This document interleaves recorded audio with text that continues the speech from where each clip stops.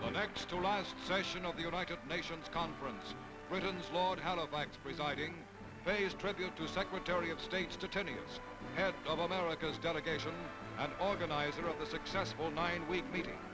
Mr. Stettinius, who has now been named United States representative to the new international organization, is presented with a scroll in recognition of his efforts.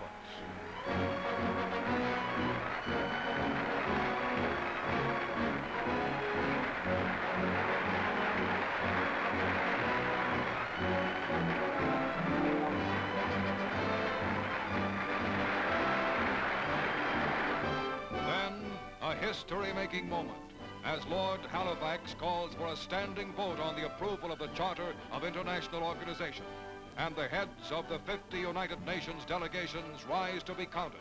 The vote is unanimous.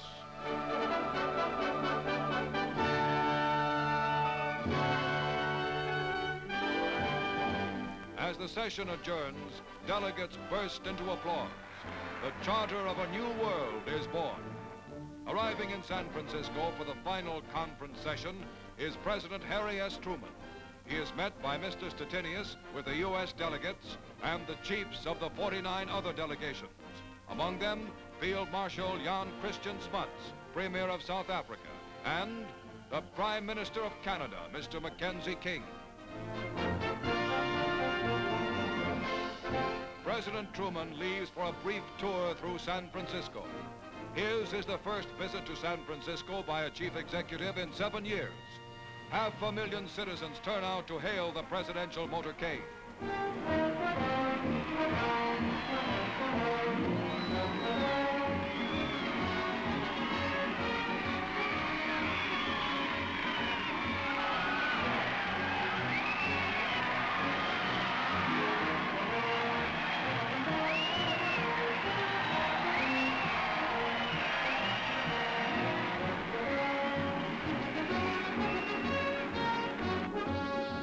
As Mr. Truman arrives, 63 days of concerted international effort are climaxed by the signing of the United Nations Charter. First to sign is China, the first nation that suffered Axis aggression. Dr. Wellington Koo signs with a traditional Chinese brush. The delegation of the Soviet Union, Ambassador Andrei Gromyko, signs for Russia.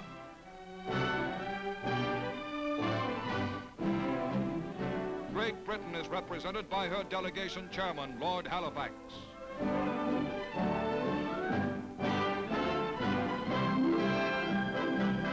The Republic of France, acting delegation chairman, Joseph-Paul Boncourt.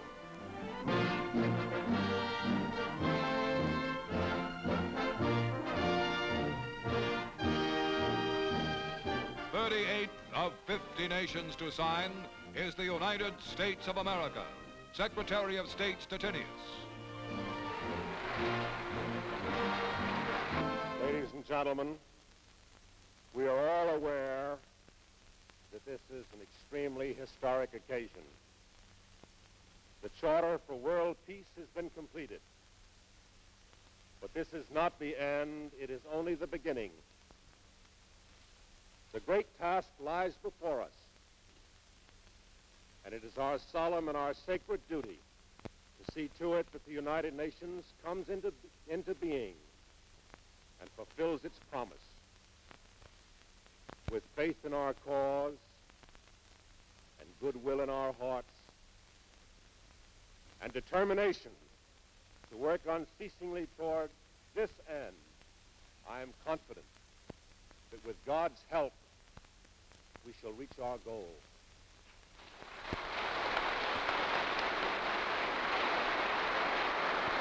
Senator Connally is next to sign for the United States. Senator Arthur Vandenberg.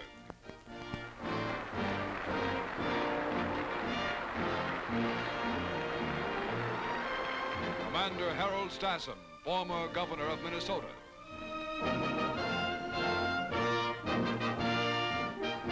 A vital and a difficult job, well done. Appearing before the last formal session of the United Nations Conference, President Truman congratulates the 280 delegates and expresses the world's hopes for the new international organization. The Charter of the United Nations, which you are now signing, is a solid structure upon which we can build for a better world. History will honor you for it. Between the victory in Europe and the final victory in Japan, in this most destructive of all wars, you have won a victory against war itself. If we had had this charter a few years ago, and above all the will to use it, millions now dead would be alive. If we should falter in the future in our will to use it, millions now living will surely die. Now, there's a time for making plans, and there's a time for action.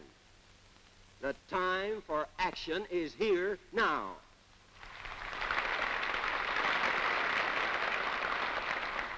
Let us, therefore, each in his own nation and according to its own way, seek immediate approval of this charter and make it a living thing. By this charter, you have moved toward the goal for which that gallant leader in this second world struggle worked and fought and gave his life, Franklin D. Roosevelt. This new structure of peace is rising upon strong foundations. Let us not fail to grasp this supreme chance to establish a worldwide rule of reason, to create an enduring peace under the guidance of God. On a note of enthusiasm unequaled among nations in all history, the San Francisco Conference is adjourned. In the United States Congress and among free people everywhere, the efforts of the chief architect of the United Nations are remembered. Remembered, too, are the words he spoke shortly before he died on World Organization, expressing his confidence that Congress and the American people will accept the results of this conference as the beginnings of a permanent structure of peace, upon which we can begin to build under God that better world in which our children and grandchildren, yours and mine, the children and grandchildren of the whole world, must live.